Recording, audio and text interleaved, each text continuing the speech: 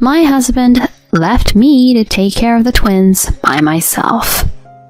When my bump got bigger, he didn't even seem to think of taking care of me. On the contrary, he said, "I'm going on a business trip for a week." I can't have that when I'm already busy with the twins.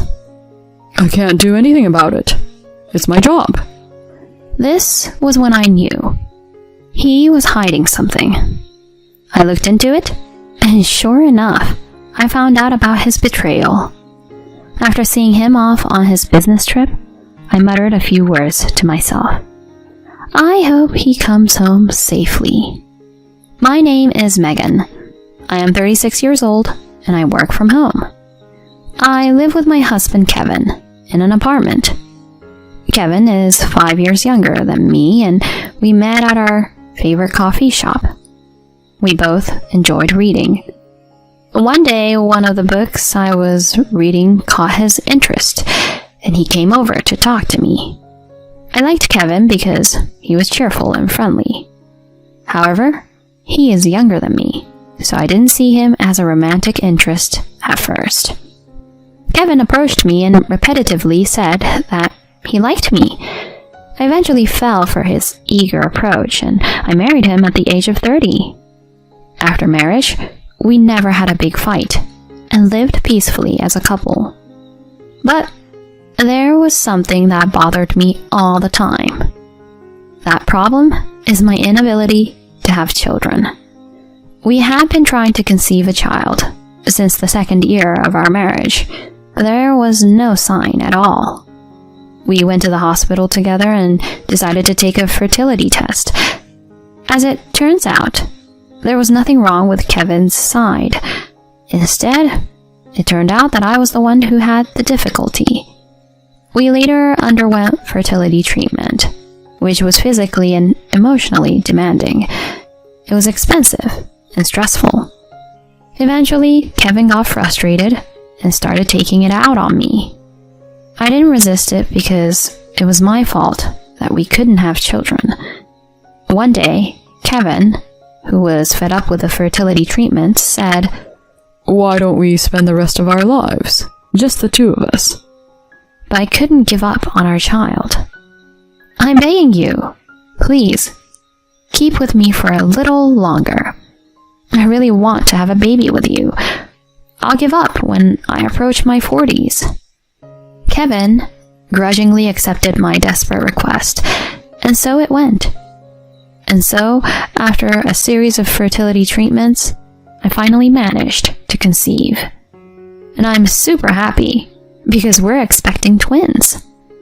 My parents, friends, and in-laws all congratulated me on this pregnancy. I'm so happy. I'm going to raise them well. My relationship with Kevin, which has been strained lately, should be better now. I was thinking of the days I would spend with him and the twins. I'd never raised a child before, but I'd done my homework beforehand and I thought I'd be fine. However, raising twins was much harder than I expected. I can only regret that I was so naive about this. I had heard that the real work begins after the birth of a child. And that is exactly right. First of all, of course, it takes twice as much effort. Breastfeeding, changing diapers, bathing, putting the child to bed, and other daily care for 2 children is needed. One child needs to be fed 8 to 10 times, but twins needs to be fed 16 to 20 times. In addition, the timing of breastfeeding is not always the same for twins. While I'm feeding one of them, the other one starts crying. And when I feed them, the other one gets impatient. And that repeats all over again. Changing a diaper is the same as breastfeeding. The timing is not the same. And sometimes, while you're changing a diaper, the other one's diaper gets dirty. When that happens, it takes time to get a change of clothes and a new diaper. In addition, children often spit up milk, sweat, and get their clothes dirty from changing diapers. So they need to be changed frequently. Just when you think you've changed their clothes, 5 minutes later, they're already wetting their pants. And if you're holding them in your arms, even your clothes needs to be washed. This happened ever so often. It takes a lot of time and effort just to change their clothes and wash them. And of course, it costs twice as much to raise twins, which is a huge financial burden. When I think of the cost of buying diapers, milk, and clothes, it's a little discouraging. And they both cry so much at night that I couldn't get a good night's sleep. They cried for a long time, and it was hard to get them to sleep, even if I held them in my arms and soothed them. Just when I thought I could finally get to sleep, one of them would start crying, and the other would wake up. I couldn't sleep properly, and was about to collapse every day. I had to concentrate on raising the twins, so I had to take a leave from my work, though I worked from home. My mother also works, and cannot help me with childcare. My mother-in-law lives far away, so I could not rely on her. They say you should rest your body after childbirth, but it was not possible at all. I had just given birth to twins, but I had to struggle on my own. By the way, as for Kevin, he was of no help at all. To be more precise, he was uncooperative from the beginning. When Kevin saw the newborns, his first words were, "I didn't know babies look like monkeys. Not cute at all, eh?" and laughed. He even jokingly asked me, "Are they really my babies?" to me, tired after giving birth. My husband leaves all the housework and childcare to me because of his work. When we didn't have children, it was fine. But now that I have 2 newborns, I'm annoyed that he doesn't try to do anything. When I try to get him to help, he says he can't because he doesn't know how to do it. It's my first time raising kids, so I don't know how to do it either. Even though it was his own children, Kevin was somewhat of an outsider when it came to raising them. I've tried to talk to him about it, but it always ends in failure. Kevin, I know you're busy with work, but I'm barely postpartum, and this is the hardest time for raising children. You're a father now too, so you need to take on a little more responsibility. Can't you come home a little earlier and help me out? Then he turned his head to the side. "What? Thanks to my hard work, you can relax at home. Don't you understand that? And you want me to take care of the kids and do the housework when I'm exhausted from work?" You're kidding, right? I want to work too, but I can't right now. And I'm not home to relax. I don't sleep enough every night. Why can't you help me a little with the housework and childcare? Kevin had no intention of agreeing, and the discussion had no end. Finally, Kevin throws a tantrum and forces to end the conversation. "Gosh, I can't even rest at home. You know, I've been through a lot with your infertility. And just when I thought I'd finally be free from those treatments, this happens. If this is what's going to be like, I wish we'd never had kids at all." Kevin spat out those words and went back to his room. I had my head down in despair. Maybe it was selfish of me to want to have children. Unlike me, Kevin didn't really want to have children, and in retrospect, he was reluctant to try fertility treatments. When I think back, Kevin's attitude gradually became colder and colder after I became pregnant and my hyperemesis became worse. He would yell at me angrily if I neglected my chores or was sleeping because I was sick.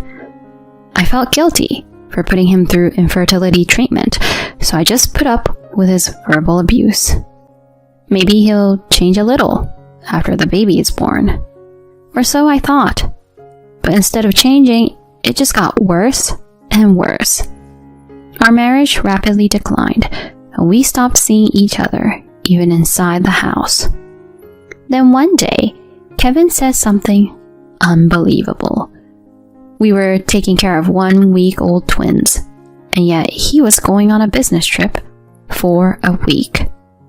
It's an important job and I can't afford to miss it. I'll be off the phone while I'm away, so please don't call me. No texts, no emails. No way. Can't you get someone to change? I'm still postpartum, so I can't move much if anything happens. Who am I going to turn to if something happens to the kids? Kevin didn't listen to my desperate attempts to persuade him. What? Don't try to get me to help. I'm working. My husband puts his job first and brushed off my request. But I could tell. He is lying.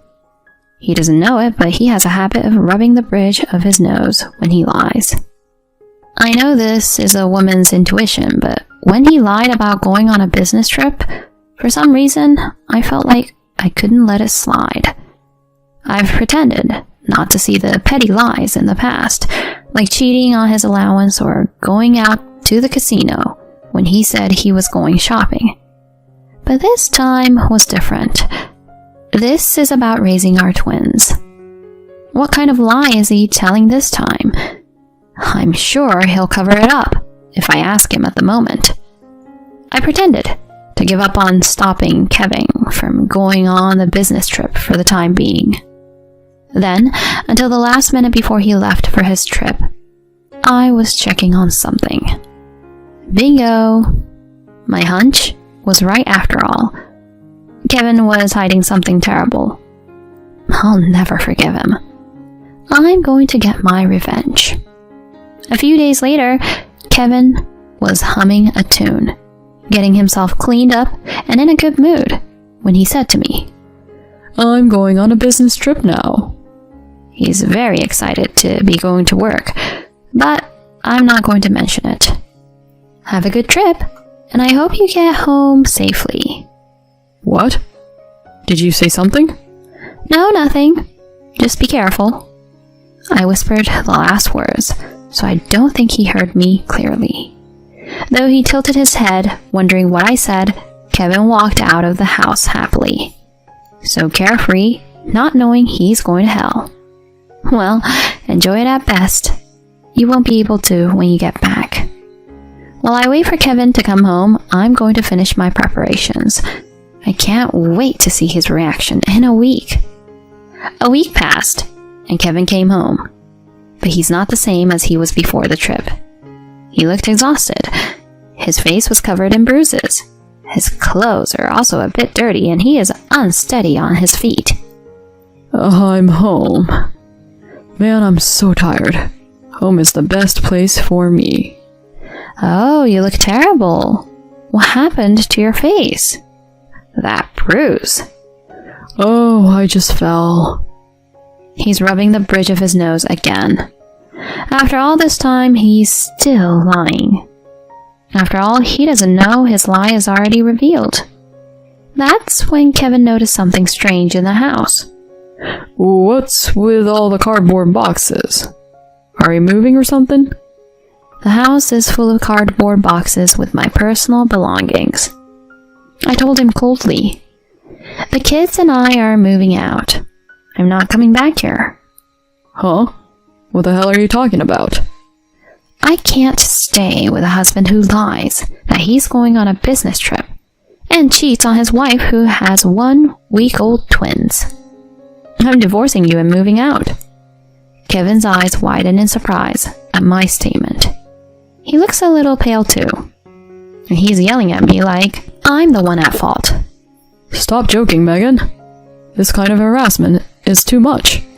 Just because I wasn't cooperative, do you have any proof that I cheated? I showed him a video. There he was, my husband discussing a trip with his affair partner. I'm looking forward to our trip tomorrow. Don't worry, I've got my wife to believe me. You were able to tell your husband as well? That's good to hear. Kevin's face is now pale when he sees the video. When did you... I'm pretty sure you were at the hospital when this happened. I didn't think the camera I had ready would have footage like this either, and that's not what it was intended for in the first place. In fact, this is footage from the camera I had purchased for the babies. I was so anxious to be away from my child that I had cameras set up all over the room. I was afraid that if I told Kevin, he would say I was wasting my money, so I secretly bought these cameras with my personal savings. Kevin had told me about the woman before. We have a new employee, Tori Anderson, but she's married. I called his company to confirm his business trip after I saw the footage. Then I found out that Kevin was not on a business trip, but had took some days off. I asked to change to Tori Anderson, and as I expected, he replied that she was also on leave. And so I knew it was Tori, a colleague of work, with whom he was having an affair. I went through Kevin's study, found a note with contact information of employees, and called Tori's house. Tori's husband answered, and when I explained the situation, he was furious. Apparently, he has suspected Tori of cheating on him for a while, and he was just about to investigate. I asked him not to tell his wife about what he had heard. The day before Kevin came back from his business trip, Tori's husband contacted me and told me what had happened. Apparently, Kevin had gone to Tori's house to pick her up and ran into him, and he beat up Kevin on the spot. That's why he had a bruised face. He couldn't possibly go home, so he spent some time in a hotel and finally came home.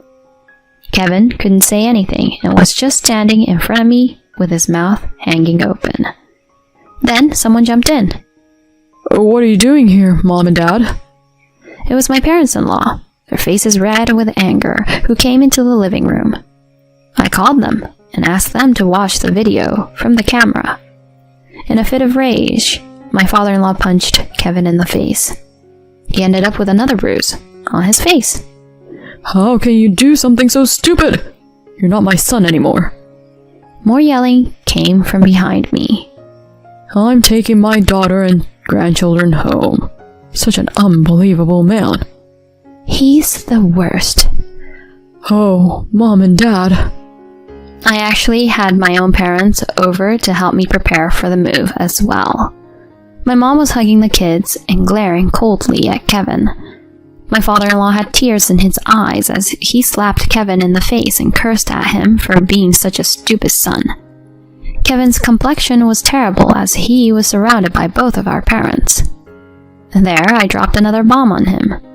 Oh yeah, I called the president of your company. That you were having an affair with a married woman on your days off. They've already found out about it. When Kevin heard that, he yelled at me. You've got to be kidding me. What the hell? Then my father raised his fist in the air and yelled back at him.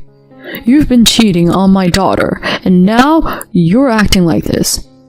You have a problem with my daughter? I'm sorry, sir.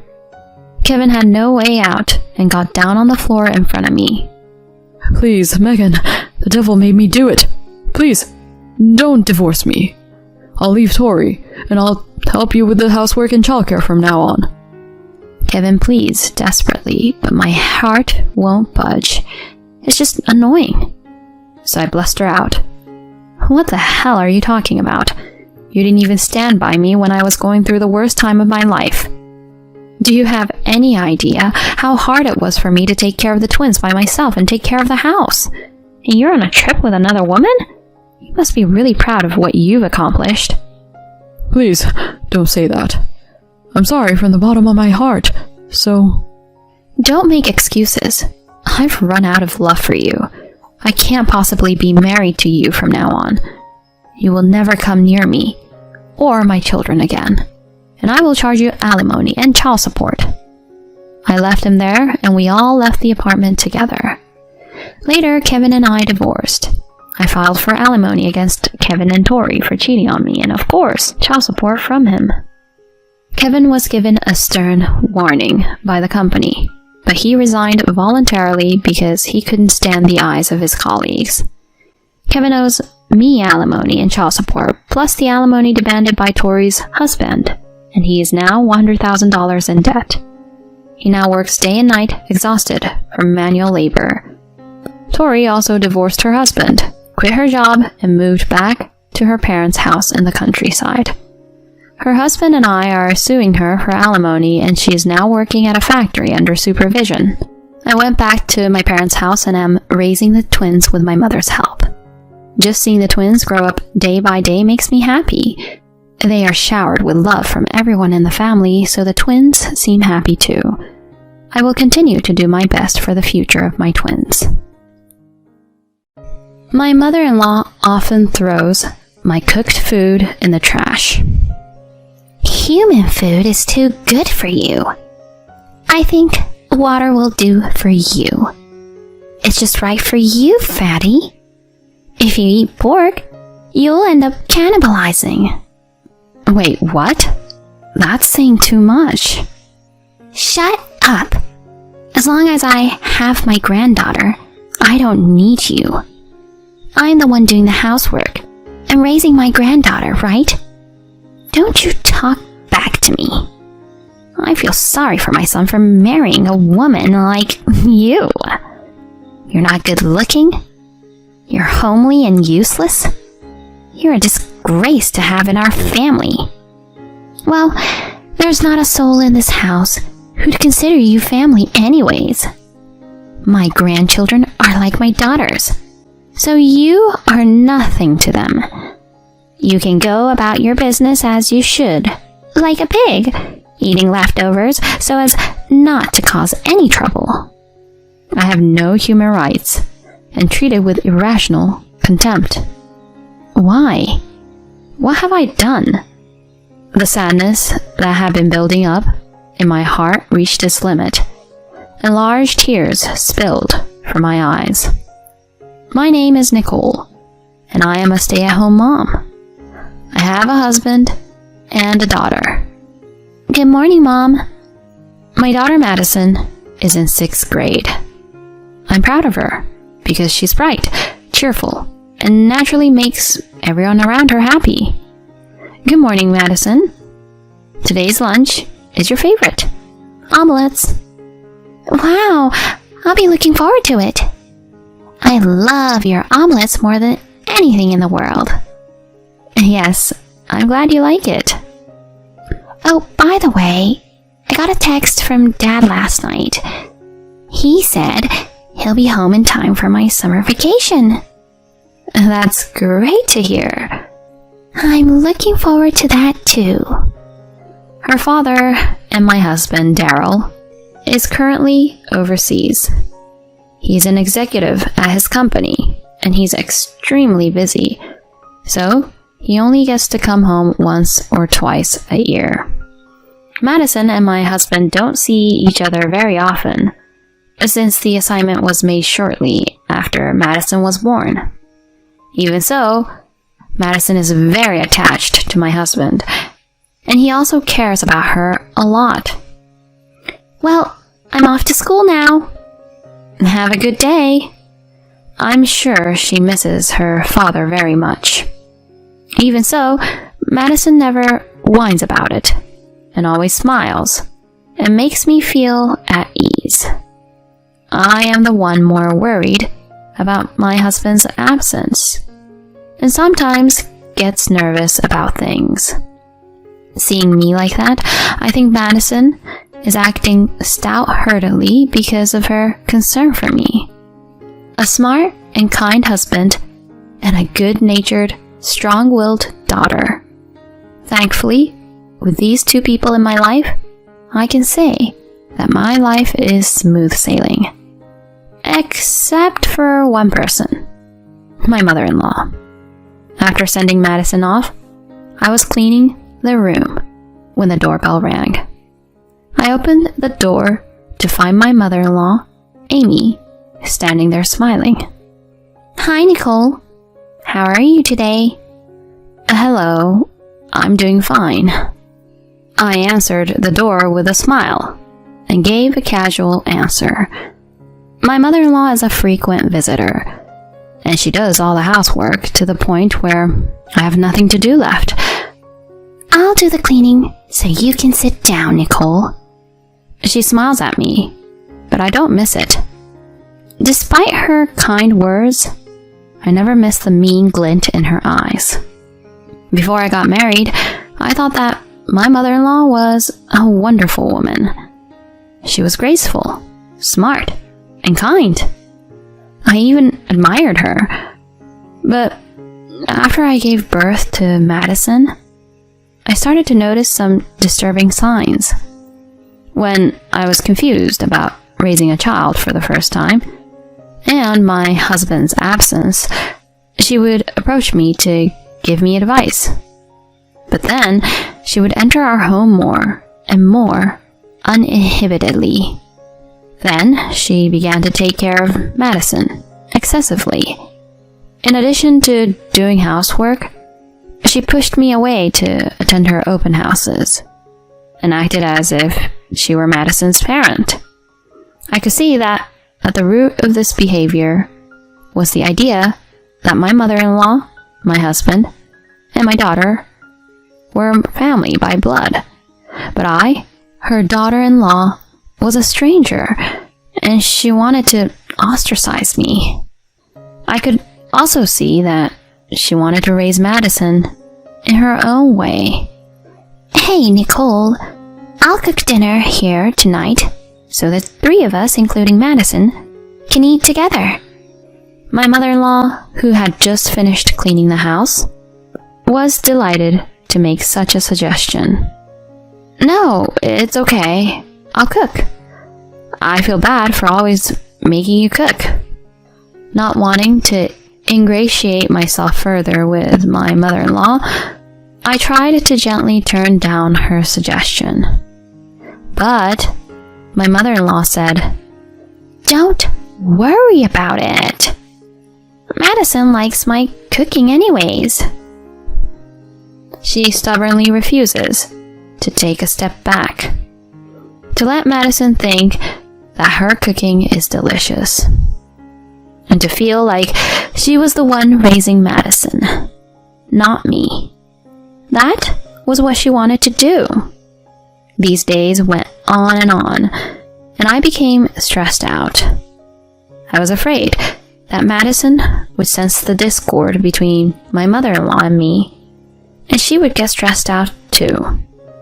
Would Madison eventually be inspired by her grandmother to shun me? I couldn't help but feel anxious at the thought. At first, I tried to bear it on my own, but then I felt I was reaching my limit. I wanted to talk to my husband about it. I felt uncomfortable contacting my husband, who is a busy man, and I'm sure he wouldn't be happy to hear me bad-mouthing his mother.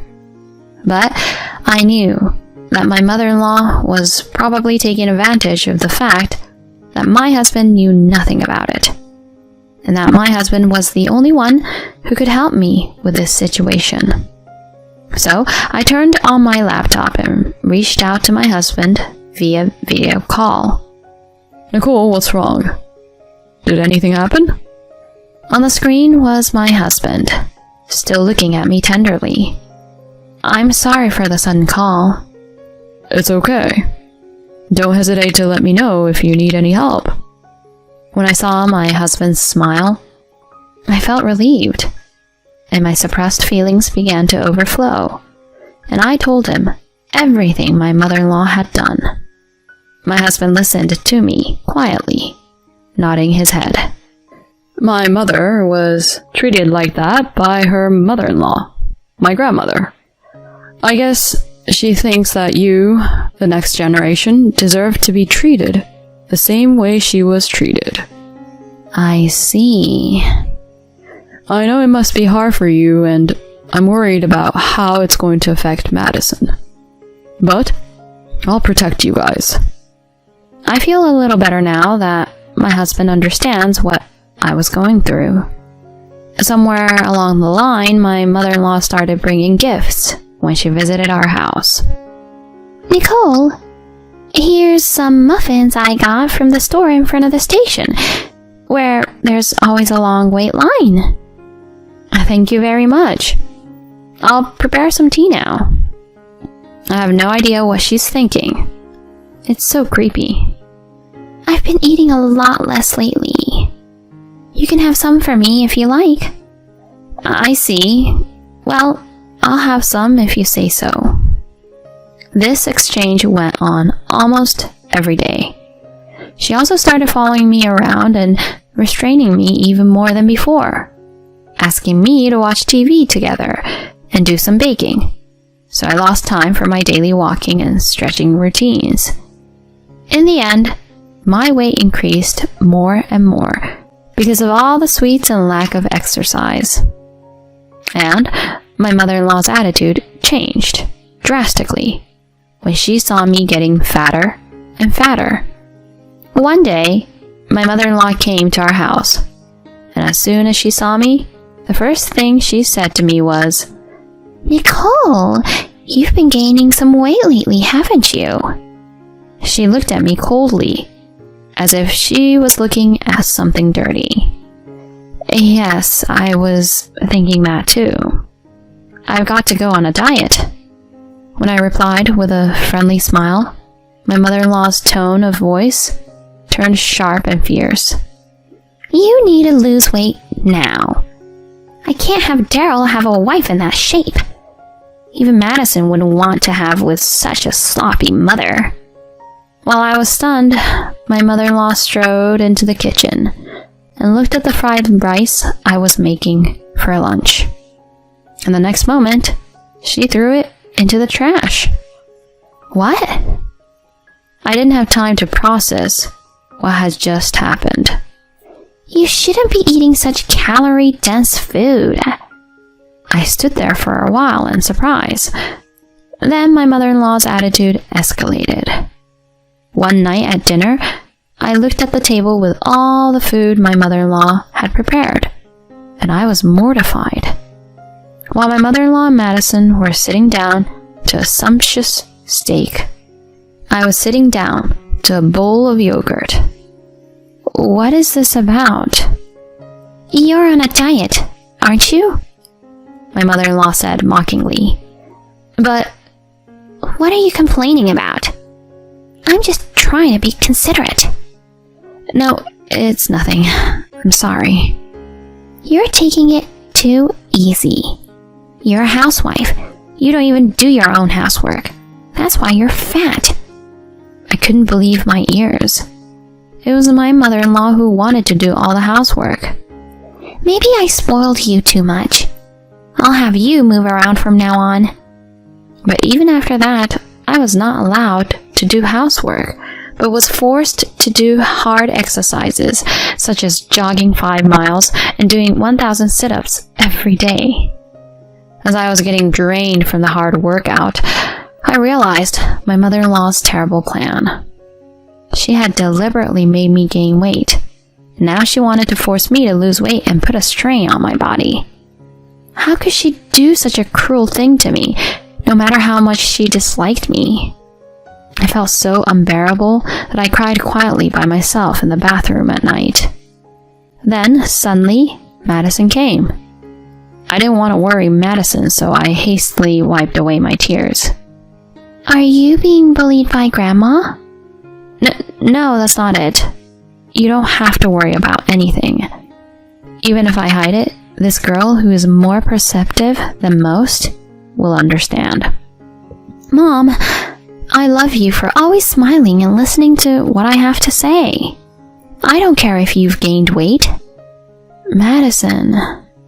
When I heard those words, I had an epiphany. I felt foolish for fearing that Madison might be influenced by her grandmother.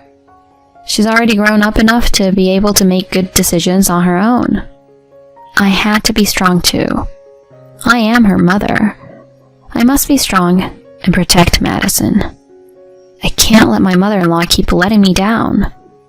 That was when I had an idea. A few days later, it was Madison's 12th birthday. As usual, my mother-in-law took care of the party, and didn't let me do anything. Though I was worried that she would harass me again, I thought she wouldn't make it a big deal on such a big day like Madison's birthday. But I was naive. It seems that my mother-in-law is really rotten at heart. My mother-in-law's order of roast pork for 2 was for 2 people, and there was none for me. Mother, what in the world? I was so disgusted that I couldn't speak. My mother-in-law was sipping a bottle of fine wine all to herself. I ordered delivery for my family. You're just the wife, not my family. She smiled wickedly at me. That's just going too far. My mother-in-law glared at me and put a glass of water in front of me. Shut up. The food is too good for a person like you. I think water will do for you. It's just right for you, fatty. If you eat pork, you'll end up cannibalizing. I glared back at my mother-in-law. I'm family too. I'm Madison's mother. My mother-in-law seemed to flinch a little, but then she quickly reasserted herself and yelled at me. As long as I have my granddaughter, I don't need you. I'm the one doing the housework and raising my granddaughter, right? Don't you talk back to me. At that moment, Madison, who had been silently listening to the conversation between my mother-in-law and me, started to cry. It's my fault, isn't it? You two don't get along with each other because of my birth. Madison burst into tears. Madison! Madison's distress seemed to make even my mother-in-law panic a little, but she immediately turned to me and said, It's your fault. You made Madison cry. How can you do this to her? And blamed me. And that's when it happened. Mom, that's enough. My husband's voice echoed through the room. Daryl? My mother-in-law looked around in panic. It was understandable that she was surprised to suddenly hear the voice of her son, who was supposed to be abroad. He's here. I lifted up my laptop, which was in a corner of the room, and held it in front of my mother-in-law. On the screen was my husband. I had recently decided to secretly connect a video call with my husband whenever I was with my mother-in-law. That was the idea I came up with to combat her. Mom, Madison is Nicole and my child. One of us isn't the only parent. We're family. That's not true. I know how badly your mother-in-law treated you, and I'm grateful that you raised me the way you did despite that. But you know what, Mom? It's not about the past. It's about the future. It's about how Madison is going to grow up. I won't forgive you if you make Madison sad. But... If you can't understand that, then stay out of our family. Even my mother-in-law, who is like a heartless devil, seems to have a weakness for her beloved son. With that, she plodded her way home. Dad... Madison stares intently at the computer screen. Happy birthday, Madison. I'm sorry I can't be there with you. Oh, Dad, you are so cool. Thanks, Dad. I'm glad to hear that. Your mother and I will take care of you no matter what. I was so happy to see them like that. I thought to myself that I was truly blessed to have such a wonderful husband and daughter. But then I came back to reality. My husband has seen me so fat. In the past, I have always tried to avoid having my husband see my body when we used video calls. But today, I let my guard down and exposed my entire body. I'm sorry I've gained so much weight. I quickly apologized. My husband was stunned, but immediately burst out laughing and said, Don't worry about it. You may be chubby, but you're still you, and nothing has changed. Thank you. That's so nice of you. But I'm going to try to lose weight. The room was filled with laughter of the three of us. After that, my husband distanced himself from his mother, who never changed her mind. Not only did she not get her grandchild, her son abandoned her. I'm sure she will spend the rest of her life alone and lonely. Now I live with my husband, who has returned, and my daughter who is now in junior high school. Needless to say, Madison's face is brighter than ever now that she can live with her father she loves so much. I believe that the family environment created by adults has a great impact on children. I want to be a strong mother and work together with my husband to keep Madison's smile alive.